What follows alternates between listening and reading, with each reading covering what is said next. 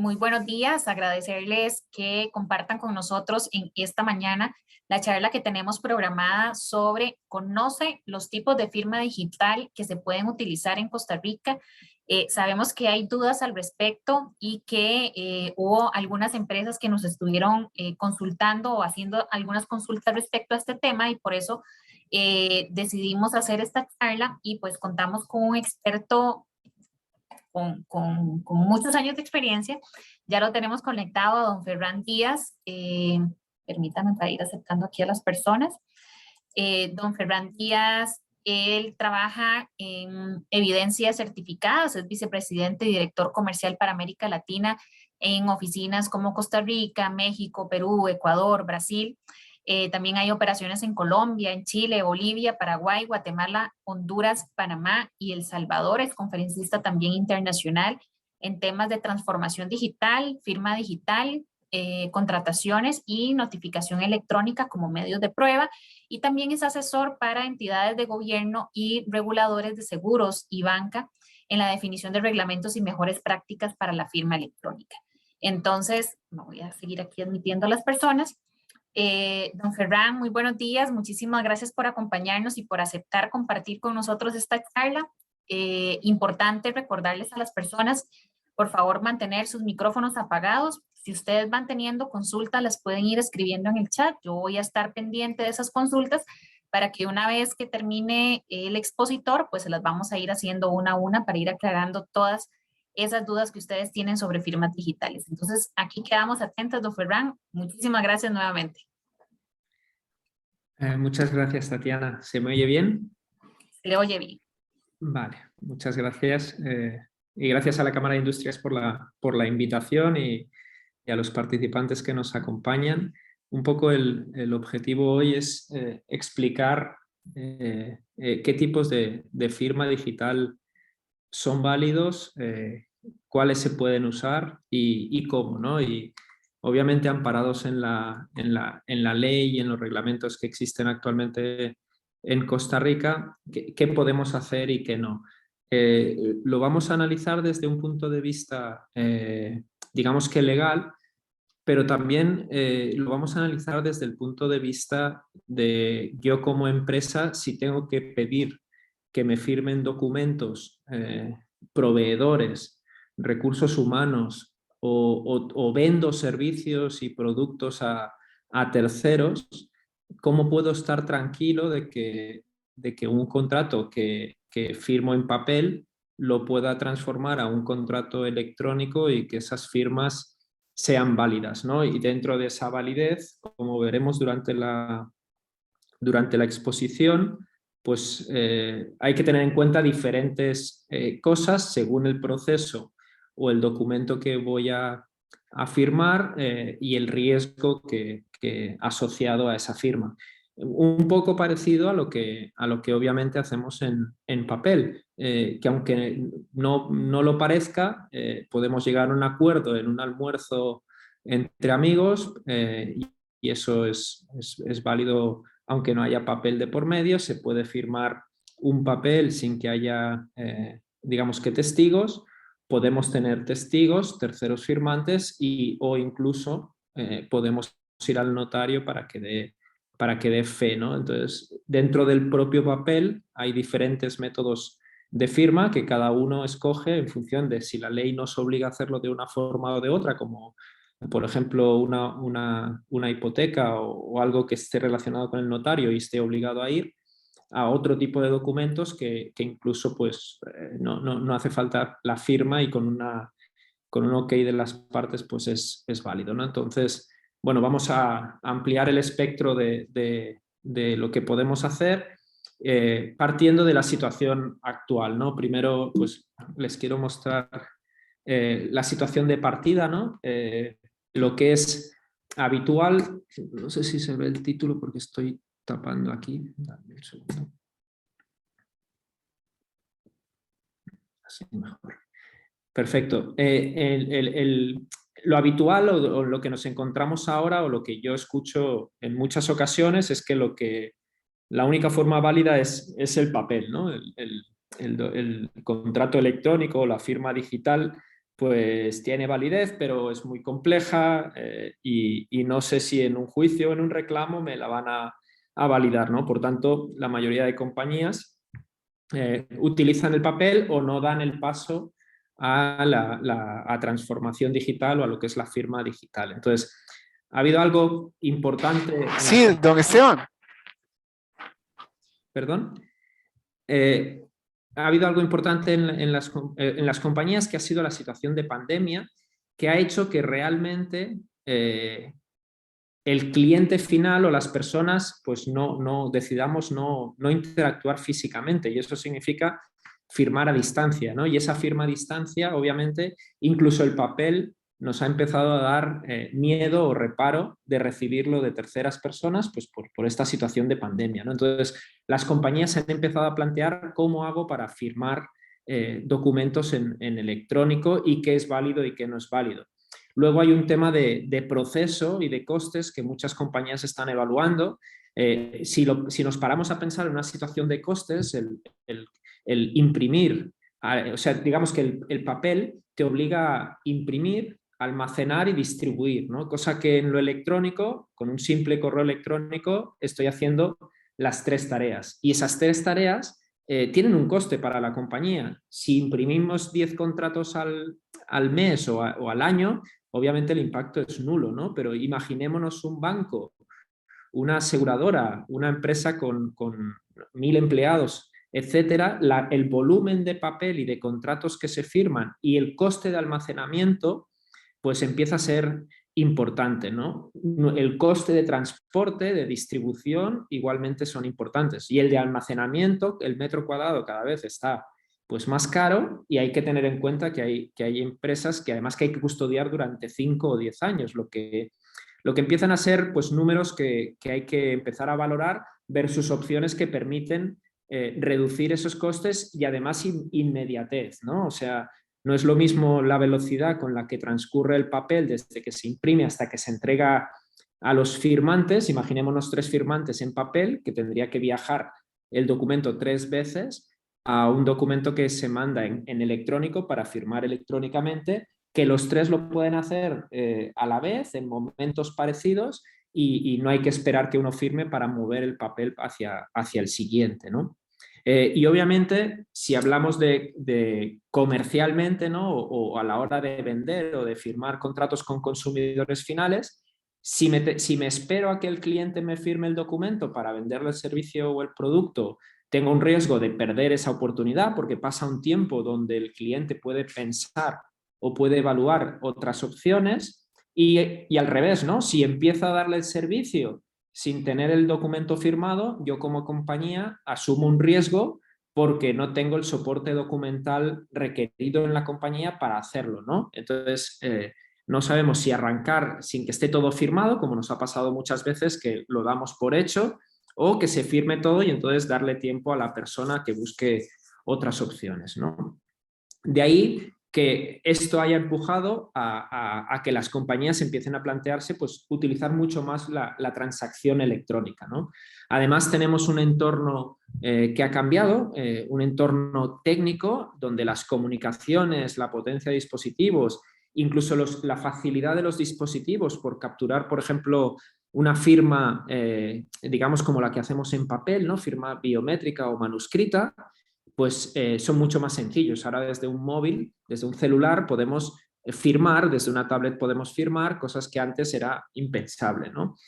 A nivel legal, con la pandemia y también sin la pandemia, como en Costa Rica, que tenemos la ley de firma desde hace ya años antes de la pandemia, pero también han empezado a salir nuevos reglamentos y directrices en diferentes verticales, como el de seguros, el de banca, el de logística o incluso para el comercio en general, que empujan a las compañías también a utilizar este tipo de métodos o medios para hacer la firma o aceptación de un documento. Y como os comentaba, pues un tema de uso, ¿no? ¿Cuántas personas ya tienen más de un smartphone, tablets en casa?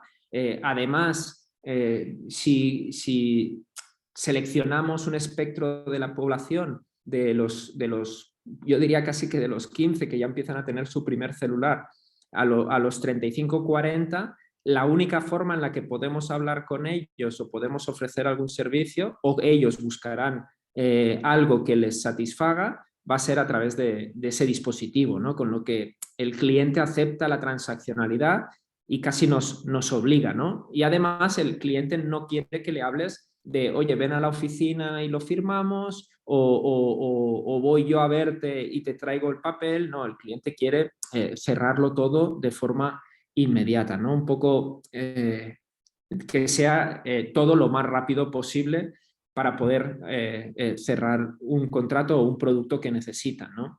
Además, a nivel mundial, pues las cifras que se están ya, digamos que publicando, es que en los próximos 4 o 5 años la firma electrónica de documentos pues crecerá un 30% anual, ¿no? Y nosotros ya estamos viendo que muchísimas compañías están pasando a eliminar el papel ya como estrategia de compañía, y bueno, esto va a seguir obviamente porque es el futuro, ¿no? Y la forma en que clientes y compañías interactuarán entre ellas. Además, la propia pandemia pues, ha provocado el uso de la firma, ¿no? Lo comentabas al principio, cuántas personas han ido a sacar la firma digital porque para transacciones con el gobierno, para ciertos documentos que necesito para el trabajo o para presentar ante instituciones públicas, se me requiere la firma electrónica, la firma digital, ¿no?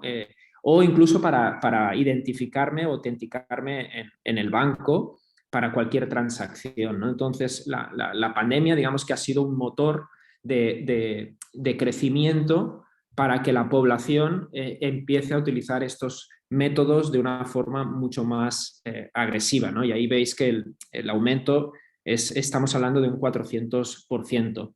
Como os comentaba, además en Latinoamérica vivimos una realidad que es el cuarto mercado móvil más grande del mundo, y la penetración de Internet ya es de un 70%, ¿no? Con lo que hay muchos dispositivos y eso facilita obviamente la conexión entre las compañías y los clientes para poder interactuar, ofrecer servicios nuevamente o productos y que se cierre comercialmente ese producto, ¿no? Algo que yo les cuento a mis clientes es que es un tema de supervivencia, ya no es un tema, yo casi que no lo veo ni estratégico, ¿no? Como os comentaba anteriormente, que las compañías que no estén ofreciendo sus productos y servicios en línea, no como venta en línea o tienda en línea, sino que yo pueda informarme de cualquier producto y pueda llegar al cierre comercial o a la contratación o al rellenado del formulario de la solicitud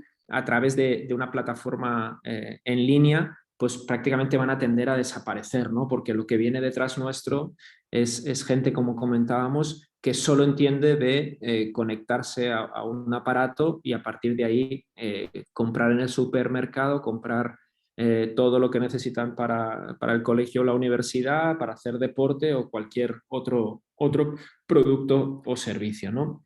Y por último, pues como os comentaba, la ley también ha obligado en cierta forma, por ejemplo en Costa Rica con la factura electrónica, ¿no? Pues la ley te obliga a transformarte digitalmente.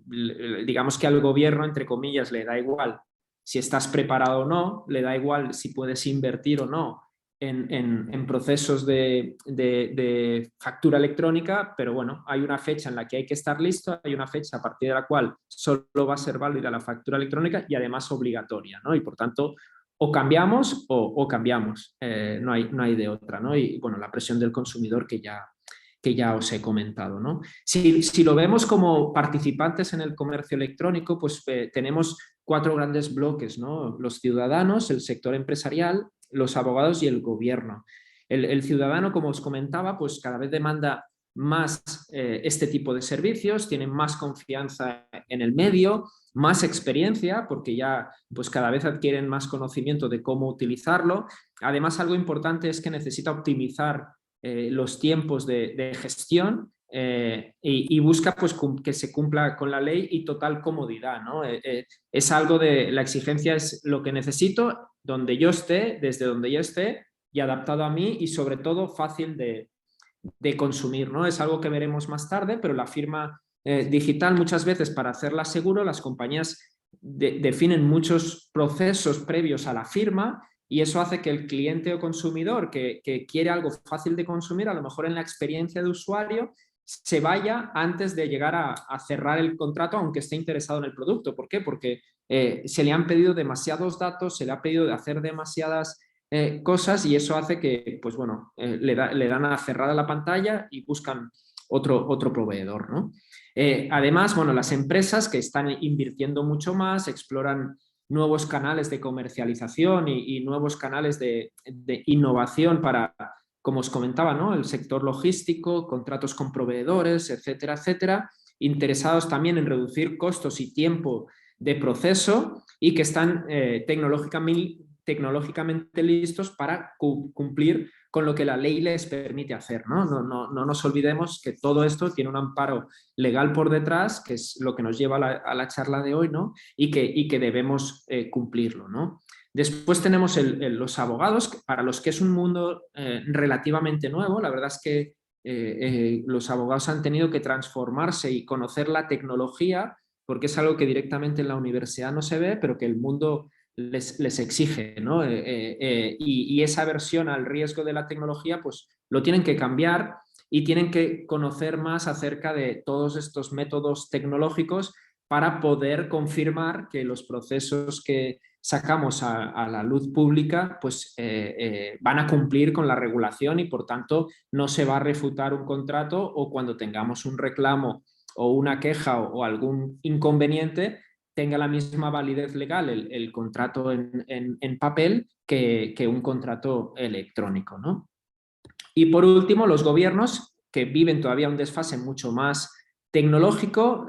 A veces las leyes incluso dejan en duda qué podemos hacer y qué no podemos hacer. Además, si esas leyes tienen que ver con la tecnología, normalmente la tecnología va por delante y se regula luego de que ya está existiendo. Es algo que está pasando en todos los países. Un Uber, un Airbnb, la firma electrónica, todo empieza antes, y los gobiernos se dan cuenta que tienen que regularlo pues varios pasos después de que ya sea una normalidad utilizarlo, ¿no? Entonces, además, le dan poca atención a esto hasta que es una realidad, y muchas veces pues también se mandan mensajes, digamos que sesgados, en el sentido de qué se puede hacer y qué no se puede hacer, y qué es legal y qué no es legal, porque obviamente también hay un interés en utilizar métodos que bueno, ha costado una inversión para el gobierno y que tienen que rentabilizar, ¿no? Y ahí también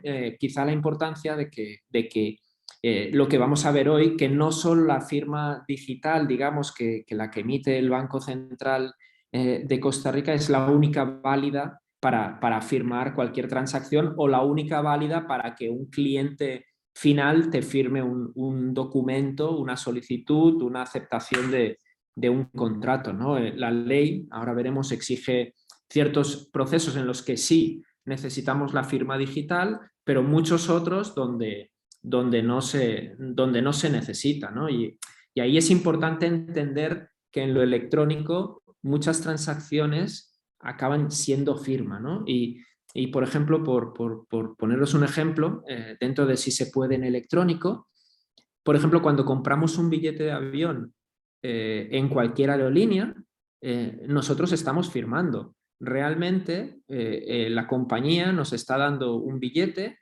a un precio y nos da unas condiciones. Por ejemplo, nos dice que si llegamos 45 minutos tarde, o si el equipaje supera la maleta o supera los 23 kilos, va a haber penalizaciones. Al final nosotros, cuando compramos, muchas veces se nos presenta un documento con unas condiciones, y al dar a aceptar y pagar, realmente eso es firma. Estamos firmando una transacción electrónica, y esa transacción electrónica tiene completa validez en Costa Rica. De ahí que la firma, que la transacción electrónica sea completamente válida, ¿no? Por ejemplo, cuando nos damos de alta en Facebook, o en cualquier, por no decir uno solo, en cualquier aplicación móvil, también se nos da una aceptación, y esa aceptación es un botón que le doy clic, le doy a aceptar, y el contrato, lo que hagan con mis datos, la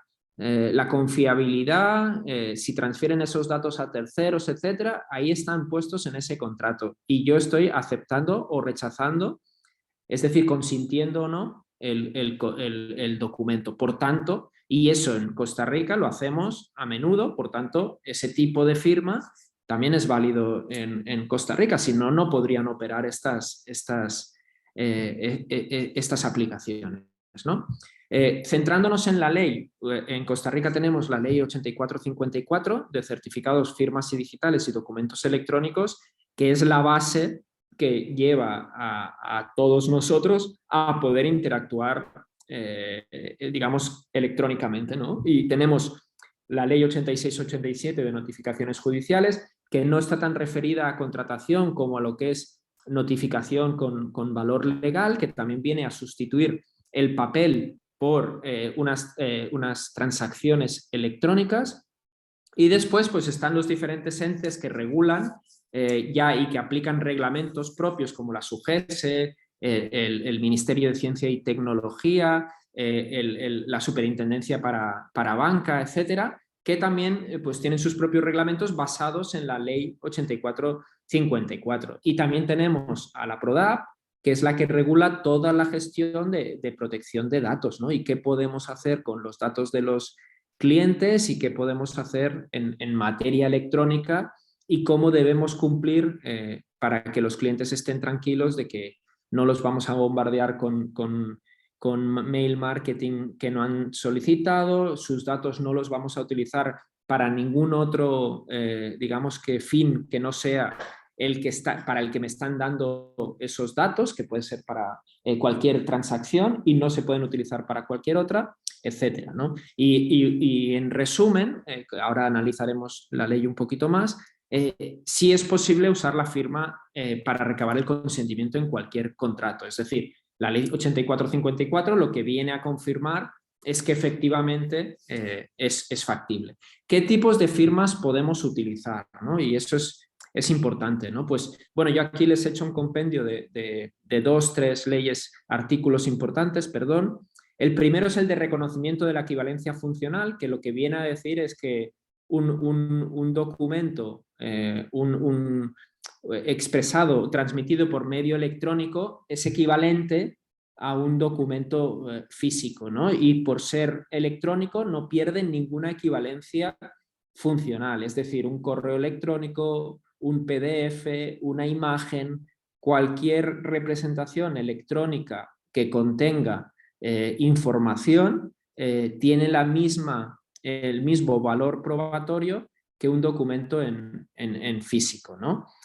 Luego también nos definen el alcance de lo que es firma digital, ¿no? Y firma digital lo que permite es verificar la integridad, es decir, integridad significa que el documento nunca va a ser modificable y si se modifica lo vamos a poder detectar, ¿no? Además, permite identificar de forma única al firmante y vincularlo jurídicamente, ¿no? Es decir, el hecho de que un documento tenga una firma digital, además de tener reconocimiento legal, permite que podamos hacer que ese documento certifiquemos que quien ha firmado es Ferran Díaz y además ese documento, cuando lo vayamos a consultar, no se ha modificado ni una coma, ¿no? Por el hecho de tener la firma digital.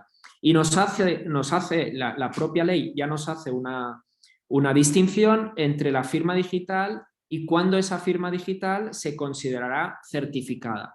Es decir, tenemos la firma digital y la firma digital certificada. La firma digital certificada será válida cuando sea emitida al amparo de un certificado digital vigente expedido por un certificador registrado. Es decir, tenemos la firma digital normal y la firma digital certificada, que para poder obtenerla tenemos que ir a un certificador registrado en el país para que nos entregue ese certificado digital. Y bueno, pues no hay mejor ejemplo que el que nos expide el Banco Central, que podemos ir a buscar a las oficinas del BCR o de algún otro banco que las emite y nos la entregan, ¿no? Entonces esa firma será esta segunda firma que es certificada. Y la propia ley nos comenta el valor equivalente, ¿no? Donde nos dice que los documentos y comunicaciones suscritos mediante firma digital, no está hablando de firma digital certificada, tendrán el mismo valor y eficacia probatoria que su equivalente firmado en manuscrito. Eso significa que siempre que haya algún tipo de firma digital, tendrá total validez, igual que si estuviera en manuscrito. Y la propia ley nos obliga o nos indica que los documentos públicos sí deberán llevar la firma digital certificada. Eso significa que si, por ejemplo, yo quiero solicitar un histórico de antecedentes penales o en la caja del seguro quiero un documento legal que me permita demostrar mis aportes como patrono o un certificado de residencia o de presentación de impuestos, todos estos sí los tendré que solicitar y firmar con la firma digital certificada porque se trata de un documento público y la administración pública sí me obliga a utilizar la firma digital certificada. Entonces, en el mercado o a nivel mundial existen 3 tipos de firma que estoy intentando comparar en esta gráfica, que van de menos a mayor seguridad en función de las que utilizamos, ¿no? Y en el argot, digamos, de firma hay 3 niveles, ¿no? La firma digital simple o firma digital reconocida como electrónica simple es la firma, por ejemplo, que hacemos al aceptar un contrato en una aplicación, en un dispositivo o cuando compramos por internet y le damos a un botón aceptar, ¿no? No identificamos realmente quién está haciendo la firma, podría ser cualquier persona, hay una aceptación o consentimiento y para hacer esa firma por ejemplo, de un contrato de un billete de avión no se necesita tener ningún dato particular y la puedo hacer yo o la persona que está a mi lado, ¿no? Después está la firma digital, que sería electrónica avanzada. Yo he puesto firma digital porque en Costa Rica tanto la avanzada como la simple caen dentro del mismo saco, ¿no? Se llama firma digital. No hay una separación como en otros países que sí tienen esa separación de avanzada o simple. La firma digital, que viene a ser electrónica avanzada, permite identificar al firmante, ¿no? Es la gran diferencia con la firma electrónica simple. Y que permita identificar al firmante significa que yo necesito tener algún dispositivo o algo diferente que me relacione con el documento. Y me explico, por ejemplo, hay métodos de firma donde yo como banco o como compañía tengo, por ejemplo, el teléfono de la persona que va a hacer la transferencia. Entonces, si yo me conecto al banco y quiero hacer una transferencia a un familiar, antes de hacer la transferencia, el banco me dice, te vamos a mandar un PIN, una clave de 6 dígitos. O entra en esta aplicación e introduce la clave de 6 dígitos. Eso significa que para poder yo hacer esa transferencia y firmarla, necesito datos que no va a tener nadie más, porque a mi teléfono no accede nadie más y además a la aplicación tampoco accede nadie sin el usuario y el password. Eso significa que es una firma electrónica avanzada porque permite, posterior a esa firma, identificar que Ferran ayer hizo esta transferencia porque no nos ha dicho que perdió el celular y además el PIN que le mandamos al teléfono que él tiene registrado en la compañía lo introdujo correctamente para poder cerrar esa transacción, ¿no? Eso es firma electrónica avanzada. Por ejemplo, en dispositivos donde se permite la captura de la firma biométrica, es decir, no la imagen de la firma, sino si capturamos la velocidad, la fuerza, el grafo como tal, y detrás de ese dibujo hay bits y bytes, es decir, que mi firma se puede demostrar que siempre tiene unos códigos que son iguales. Si capturamos esa información biométrica, eso es firma electrónica avanzada. Por ejemplo, si para abrir una puerta tengo que poner el iris de mi ojo, eso es firma electrónica avanzada. ¿Por qué? Porque solo yo puedo hacerlo porque nadie tiene el mismo iris que yo o tiene la misma huella dactilar que yo. Y la firma digital certificada, que como veíamos es la que se obliga en cualquier transacción con el gobierno, viene a ser la que genera mayor seguridad porque está emitida por una entidad certificada y además yo he ido a sacarla de previo a una entidad que me ha visto, que me ha pedido mi documentación y que ha certificado que Ferran Díaz ha estado aquí delante, cumple para poderle dar el certificado, me lo entregan y a partir de ahí, si yo utilizo el certificado, es un símil como la tarjeta del banco, ¿no? Si yo la tarjeta del banco se la doy a mi hijo o la tarjeta de firma se la doy a mi secretaria para que firme, al resto nos da igual. Esa firma es tuya y por tanto, a no ser que llames y digas que te han robado la tarjeta y que las firmas no, o sea, que te revoquen el certificado, siempre va a ser reconocido como firma propia tuya con la máxima validez legal, ¿no? Entonces, ¿qué firma utilizo en cada uno de estos, de los procesos diarios que tengo? Ya os digo, ¿no? Una cosa es yo como firmante, que puedo utilizar la firma digital, pero después como compañía, pues muchas compañías se acercan y me preguntan, oye, pero en este proceso, en este otro, ¿qué utilizo? ¿Qué me da garantías? ¿Cómo lo hago? ¿No? Entonces, hay varios puntos que hay que tener en cuenta, ¿no? El primero es la factibilidad. Y ahí es importante, cuando yo me dirijo a la población en Costa Rica, por ejemplo, actualmente menos de un 5% de la población tiene el token de firma, ¿no? La firma digital certificada. Por tanto, si yo quiero ofrecer productos y servicios a terceros, no puedo esperar que todos, que pueda vender con ese método de firma a todos, ¿no? Porque muchos no lo van a tener y por tanto, ¿cómo cierro el trato comercial, ¿no? Diferente a si firmo un contrato con otra empresa, con el representante legal, que seguramente sí tendrá la firma digital porque la necesita para otros procesos y pues bueno, con proveedores, etcétera, pues podría llegar a utilizarla, ¿no? Entonces, ¿qué tan factible es la firma? Segundo, el riesgo. ¿Qué estoy vendiendo o qué tipo de contrato estoy firmando?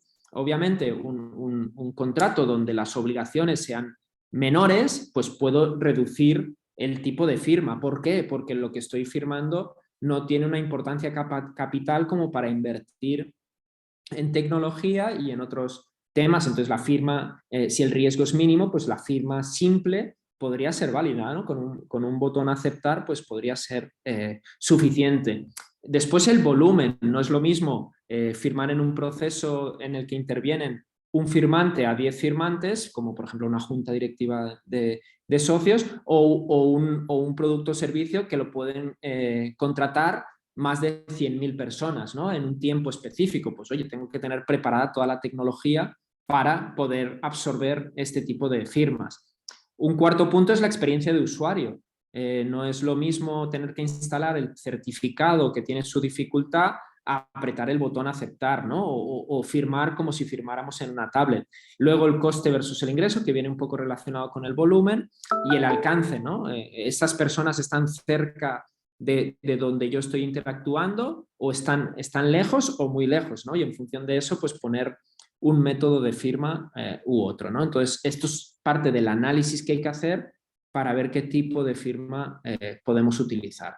Y algo que preocupa y que también es digno de análisis es, oye, ¿cómo puedo reducir el riesgo de rechazo de una firma, ¿no? Si yo vendo, los bancos, por ejemplo, venden un préstamo o venden un seguro o venden la financiación de un automóvil, ¿qué pasa si tengo problemas con el cliente, ¿no? ¿Qué pasa si mi proveedor me discute? ¿Cómo lo puedo tener protegido, ¿no? Y ahí, pues bueno, tenemos la firma digital certificada y luego tenemos la firma digital que, como os comentaba, pues, ¿qué hago? ¿Lo hago solo? Yo mando el contrato y que me lo firmen. ¿Cómo me firman? Firma, como veíamos ahora, digital o certificada. ¿Y cómo hago para identificar a las personas, ¿no? Porque muchas veces, sí, yo quiero que firme el representante legal, pero una vez mando el contrato por electrónico, pues yo sí, ahí veo una firma, pero ¿cómo sé que es la de Juan, la de Pedro o se la han inventado, ¿no? Entonces, pues estos temas hay que tenerlos en cuenta, ¿no? Y en electrónico, como os comentaba, hay que tener en cuenta que la firma no deja de ser una forma de expresar que estamos de acuerdo en el contenido.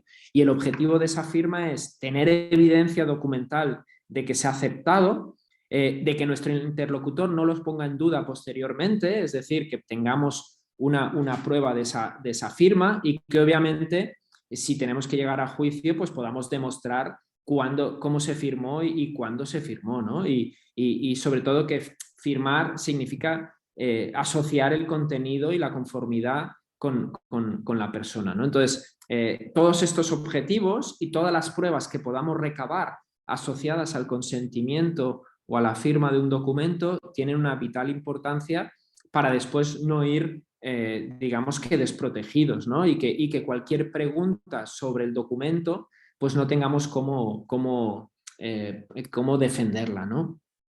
Entonces, bueno, hemos visto que la firma digital sí es legal y que puede pasar que se impugne, ¿no? Entonces, ¿qué tenemos que hacer para demostrar que no se impugne? Pues dependerá muchísimo de la seguridad del proceso y nuevamente de la capacidad de prueba. Acordémonos que si yo solicito la firma de un documento y lo hago desde mis sistemas, pues me va a tocar demostrar solo que la persona que está a distancia o que no está conmigo en el momento de la firma ha firmado, ¿no? Y si esa persona me dice que no ha firmado, pues ¿cómo lo voy a demostrar? Por tanto, la capacidad de prueba pasa a ser vital, ¿no? Entonces, ante una impugnación, lo que las compañías deben proteger es cómo puedo demostrar quién firmó, quién guarda los datos de esa firma y si los puedo reproducir, es decir, si custodio ese documento, dónde lo tengo custodiado y cómo accedo al documento para poder entregarlo en caso de tener que presentarlo a un tercero. ¿Cómo asocio los datos de firma al documento? Es decir, ¿cómo demuestro que ese PIN o esa firma digital que me hizo el cliente encima del dispositivo móvil se asocian al documento? ¿Cómo demostrar que el documento que me están pidiendo un año y medio después es el mismo documento que firmamos pues un año antes, ¿no? Que no había problemas y ahora al cabo de un año y medio pues los hay? ¿Cómo hago para demostrar que el contenido no se ha modificado? ¿Cómo fue el proceso de firma, ¿no? Eso sobre todo hay una exigencia legal a bancos, aseguradoras y en instituciones reguladas de cómo le han hecho al proceso el cliente, ¿no? Si el cliente ha tenido acceso a todos los documentos, ha tenido tiempo para leerlos, los ha leído días previos a la firma, o si se entregó un documento o se vio en pantalla un resumen y listo, ¿no? Y ese resumen significaban después 84 cláusulas que el cliente nunca vio, ¿no? Y algo importante también es, oye, ¿quién pone la hora de firma? De cómo se define esa hora de firma. ¿Es la hora de emisión del contrato? ¿Es la hora de firma de cada uno de los intervinientes? ¿Es la hora de firma del interviniente final? El último que firma es el que pone en qué hora se firmó. Entonces, todo eso pues hay que analizarlo y hay que preguntarse cómo lo vamos a recabar para poder tener esas pruebas que pueden ser cruciales luego cuando aparezcan los problemas, ¿no? Y ahí pues también tenemos diferentes niveles. En el reconocimiento previo, pues ya hay métodos que permiten reconocer a las personas antes de proceder a la firma. Y esa identificación pues tiene muchos niveles. El primer nivel, digamos que es un nivel desconocido, la persona recibe un documento, lo firma y listo, ¿no? No ha tenido que hacer nada previo. El segundo, pues se ha registrado en mi página web o se lo he mandado a un correo electrónico que conocía, por tanto está a un nivel registrado. El tercero es verificable, que era un poco lo que os comentaba antes. Si yo le mando un PIN a su SMS, pues obviamente estoy verificando que esa persona que va a firmar es la que yo quiero, porque tengo su teléfono, le he mandado el PIN y él lo ha introducido correctamente, por tanto tiene acceso a su teléfono. Y la cuarta autenticado, pues puede ser con un reconocimiento del documento de identidad. Ya en Costa Rica hay procesos donde yo tengo que presentar la cédula en pantalla y leen la cédula, incluso me hacen a mí una prueba de vida física y esa prueba de vida pues la comparan con mi cédula y por tanto estoy autenticado, ¿no? Entonces esos 4 niveles pues también definirán qué tan riguroso o sólido es el proceso de firma. El segundo nivel pues es también la generación de evidencias, ¿no?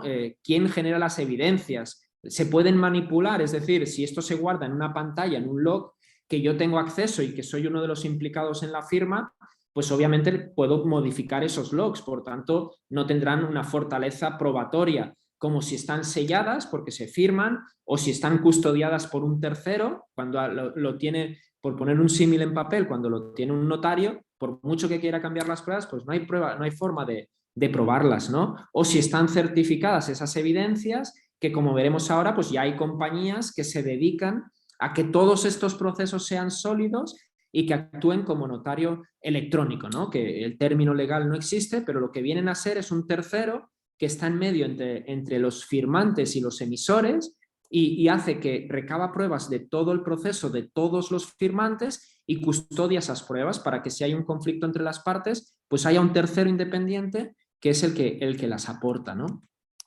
Después también es importante la intención y el contenido. Les voy a poner un ejemplo rápido. Yo hace 4 meses fui a Riteve en Costa Rica por tener que pasar el proceso con mi carro y cuando la chica me presentó con la tablet el contrato que tenía que firmar, pues me presentó en pantalla el documento y me dijo, aquí está el documento, firme para que pueda hacer el proceso del Riteve, ¿no? Y cuando me pidió firmar, desapareció el contrato y me apareció la pantalla típica de pues, poder poner un garabato, digamos que de firma, ¿no? Y yo a la muchacha le pregunté, ¿y qué estoy firmando? Y ella me dijo, pues el documento que ha visto.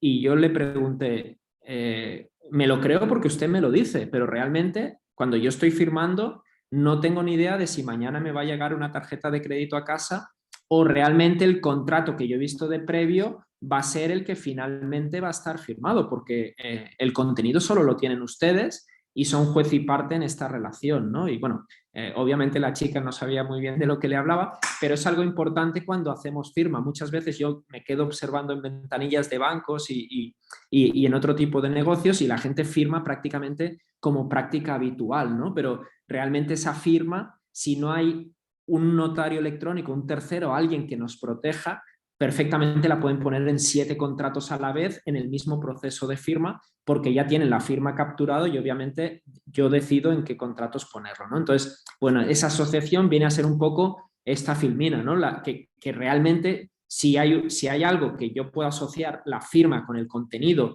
y alguien me certifica esa unión de firma y contenido, mi tranquilidad como consumidor y como firmante pues es mucho más alta y la validez legal del proceso y la solidez ante un reclamo pues es mucho, mucho mayor, ¿no? Como os comentaba, todo esto se resume en tenemos que buscar usabilidad en el proceso de firma. Hay una zona de riesgo donde no es nada, una zona de riesgo donde se puede hacer muy sencillo, pero entras en riesgo porque no capturas todas las evidencias que hemos comentado y hay una zona de inoperabilidad porque si para entrar en mi casa pongo 24 puertas, obviamente no va a entrar nadie, pero tampoco voy a poder entrar yo porque me voy a cansar de abrir puertas, con lo que hace inoperable el proceso y que realmente no llegue a capturar la firma o un consentimiento de un cliente porque le he puesto demasiadas trabas, ¿no? Y por otro lado también está el coste.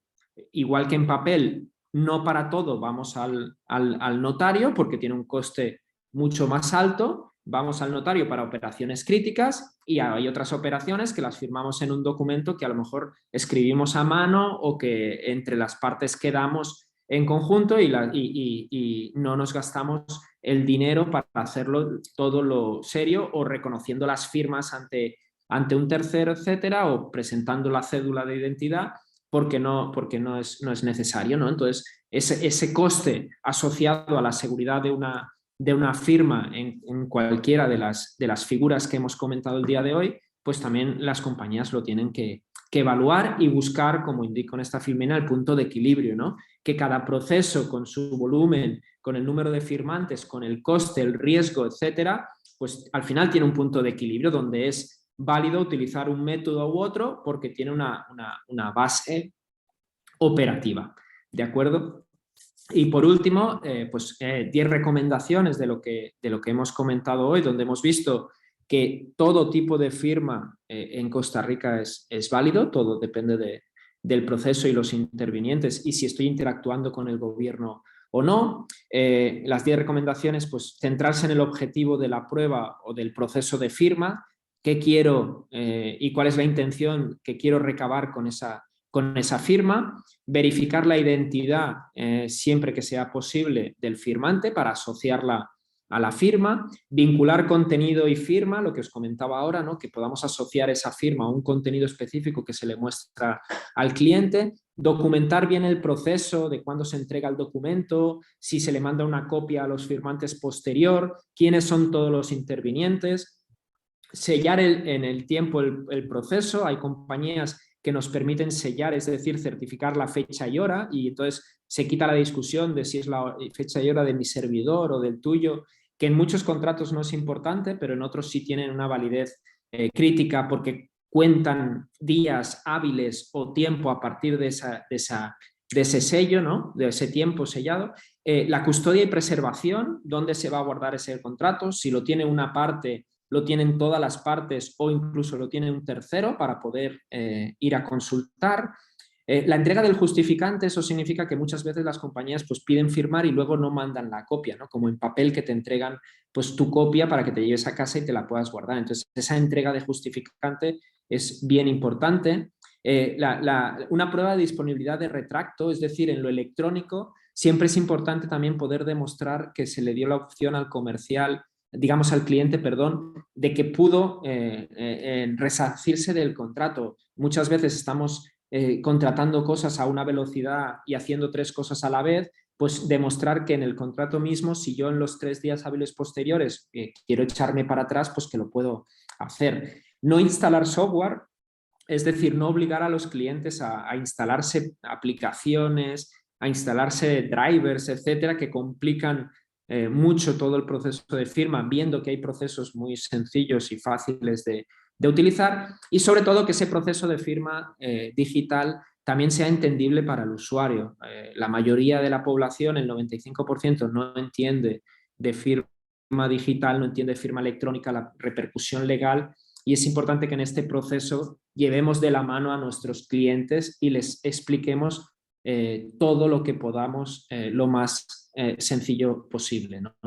Y bueno, lo que os comentaba, ¿no? Es importante que conozcáis que hay compañías que igual que vamos al notario en papel, pues prestan servicios de confianza en lo electrónico, ¿no? Y lo que hacen es estar en medio, como veis en la gráfica, entre el emisor del contrato y los firmantes o receptores, y capturar esas pruebas, con lo que todo el problema de cómo lo hago, con qué fecha y hora, con qué contenido, cómo firmo, etcétera, se traslada a ese tercero que se asegura de que todos firman, de que todos tienen copia, de generar esas pruebas electrónicas para poder entregar a cualquier entidad reguladora o al propio cliente si reclama, y custodia durante el tiempo que la ley exige para poder ir a consultar esa información, tanto el emisor como el receptor del contrato, ¿no?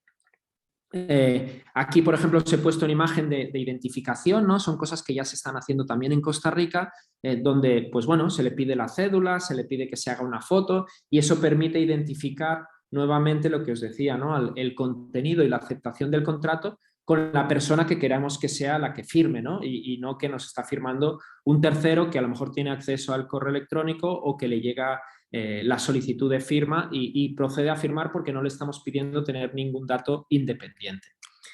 Y bueno, para terminar, un poco la consulta de si en Costa Rica esto tiene sentido, pues he querido identificar que en los últimos 10 años, pues en Costa Rica ya ha habido más de 5 millones de transacciones a nivel de cualquiera de los métodos de firma que comentábamos, ¿no? Realmente está adelantado, se está utilizando, cada vez más compañías están saltando a hacer este tipo de procesos, y como comentábamos al inicio, ya sea porque nos obliga la situación actual o por un tema de costos, velocidad de proceso o reducción de tiempos, pues cada vez más compañías se están sumando a utilizar cualquier método de firma amparados por la ley para poder firmar un contrato con total validez legal. Hasta aquí un poco lo que les quería contar, pues, y ahora pues encantado de resolver las dudas y consultas que pueda de todos ustedes. Muchísimas gracias, Ferran. Y sí, aquí nos han escrito varias consultas. Una es que nos dice Carolina si es válido tener un documento con una mezcla o mix de firmas en rúbrica y firma digital. Vale, habría forma digamos, de saber un poco más. O sea, válido es, porque lo que estamos haciendo es que si hay una firma válida, ya tiene validez jurídica, ¿no? Y si le sumamos firmas, todavía estamos haciendo mayor validez legal. Otra cosa es qué tipo de documento estamos firmando para saber si los tipos de firma utilizados tienen validez, ¿no? Porque no digamos que no es cualquier firma para todos y para todos los documentos, sino que pues, hay que analizar eso, ¿no? Pero realmente si el documento con lo que hemos explicado hoy se puede utilizar las firmas que he explicado, el que haya varias firmas no le reduce la validez, al revés, la amplía, ¿no? Quizá la diferencia será que si hay dos firmantes y uno firma con un nivel de firma más alto que el otro, pues será más fácil, o sea, será más difícil para el que firma con el nivel de firma más alto que pueda refutar el contenido que el que firma con un nivel más bajo. Y ahí me explico, yo por ejemplo, si copio y pego mi firma, como algún banco a veces me pide en Costa Rica, ese contrato no tiene ninguna validez o tiene muy poca, porque eso es una imagen que nuevamente se puede poner en cualquier lado, pero no deja de tener validez jurídica. Si fuera algún tipo de contrato, por ejemplo, laboral, no sé, que el jefe o la jefatura lo firma con firma digital y el empleado no tiene firma digital y lo tiene que hacer a mano, ¿eso sí tiene validez? No, porque la firma digital está asociada al documento electrónico. Es decir, para que tuviera validez, un notario tendría que demostrar que el contrato que estamos imprimiendo es el mismo que el que se ha firmado con firma digital. Es decir, en el mundo electrónico lo que tiene validez es lo electrónico. Entonces, si yo imprimo, realmente yo no sé si hemos impreso con el mismo contenido y lo que aparece es una imagen de firma digital, porque la firma digital son bits y bytes, ¿vale? Para que nos entendamos, la imagen gráfica que aparece cuando pongo la firma digital no tiene validez. Lo que tiene validez es que ese documento pasa a tener unos bits y bytes que hacen que no sea modificable. Si yo lo imprimo, cambio el contenido y le hago una fotocopia, nadie va a saber cuál es el original, porque realmente los dos aparecen con el garabato, o sea, digamos con el iconito de firma digital, ¿no? Entonces, para que sea válido, un notario tendría que ver en pantalla el documento, imprimirlo y entonces el empleado poder firmarlo. ¿De acuerdo? Que no significa que en la práctica se haga y bueno, pues no hay problema, pero sí que el empleado podría llegar a refutar el documento o un juez poder decir que ese documento en papel no tiene la firma digital, tiene una representación de la firma digital. Ok, bueno, creo que con esto le contestamos tanto a Bernie como a Cintia que estaban en esa línea, que si se ocupaba autenticar por un notario, ¿verdad? Entonces, ahí le estamos contestando. Igual Zaida está consultando cómo aplica esta firma digital para documentos legales laborales. Ok, bueno, los documentos, a ver, hay un código laboral en Costa Rica que permite que también se puedan utilizar, o sea, en contratos privados el empleado te puede firmar, como os decía ahora, si se lo mandas al correo electrónico y le mandas un PIN al teléfono, pues nosotros tenemos compañías que los empleados, como dan el teléfono cuando se dan de alta en la compañía, todo lo firman como si hicieras una transacción bancaria, ¿verdad? O sea, al final recibes un PIN al móvil, lo introduces en la firma y eso tiene completa validez legal. Sí que es verdad que hay ciertos procesos laborales, digamos ya de notificaciones, de reclamos que tienen que ser físicos, pero un contrato laboral hoy en día tiene completa validez en electrónico. Okay. Cindy también nos está consultando, ¿es válido tener un documento firmado con rúbrica, escanearlo y agregarle una firma certificada? Sí, o sea, la firma certificada es lo que le da validez si vive en el mundo electrónico. Es decir, si yo un documento en papel con la firma, digamos el grafo, lo escaneo, lo que estoy firmando con la firma digital certificada es todo el documento con una imagen. Esa imagen no tiene ninguna validez, digamos, pero al ponerle la firma digital certificada encima, Lo que estoy diciendo es, yo estoy firmando todo este documento, con lo que tiene completa validez legal. Ok. Y Herminia también nos está consultando si los pagarés, letras de cambio, contratos tienen validez legal en temas de cobros judiciales.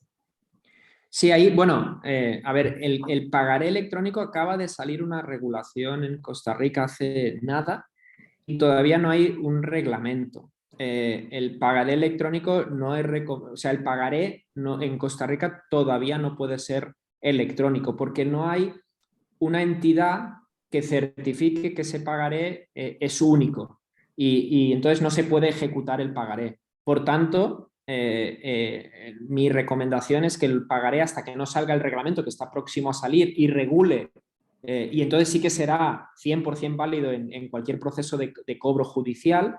De momento hay que esperar unos meses y seguirlo haciendo en papel. Hacerlo en electrónico tiene un riesgo muy alto. Sí, seguimos tal vez con la misma consulta, don Ferran, que nos hacen acá. Es otra vez, si la firma escaneada de una persona y la firma certificada de otra en un mismo documento tiene validez. Vale. Tiene validez, será el juez el que la tiene que determinar. No tengo yo ese peso judicial. Dependerá, o sea, nuevamente es parecida a la primera consulta, ¿no? La firma digital certificada tiene total validez, es irrefutable, no hay forma de decir que no se firmó y que no se consintió el documento. El que ha firmado, digamos, con grafo, perfectamente puede decir que nunca lo firmó, que es un escaneo. O sea, y pensemos que esa firma del grafo yo la puedo tener tuya y la puedo copiar y pegar en otro documento. ¿Quién va a demostrar que ese documento, en la fecha y hora de ese contrato, lo pusiste tú? Perfectamente usted podría decir, no, yo esta firma nunca la he puesto en este documento. Alguien ha utilizado mi firma y la ha puesto, cosa que con la firma digital certificada no, porque has tenido que tener el aparato y la tarjeta para firmar en ese momento. Entonces, que sea legal o no, es válido, es firma simple, pero que sea refutable, obviamente es refutable, ¿no? Ok. Y Ana nos pone acá, entonces, manejo las firmas digitales en los diferentes procesos que tengo. Si son con el gobierno, deben ser certificadas. Y si es de contrato de servicios, puede ser simple o avanzada. Correcto, correcto. Contratos privados, puedes utilizar cualquier método de firma con el que te sientas cómodo, sea usable, por costo, por riesgo, porque el contrato no lo amerita, pero con gobierno, interacción con instituciones del gobierno, es que ellos mismos te van a obligar a utilizar la firma digital y no vale ninguna otra, ¿no? Listo. Bueno, esas son las consultas que tenemos, don Ferran. Muchísimas gracias por habernos dado esta charla, por haber aclarado varias consultas que evidentemente estaban, que muchas empresas tienen, ¿verdad? Y que vale la pena pues tenerlas claras.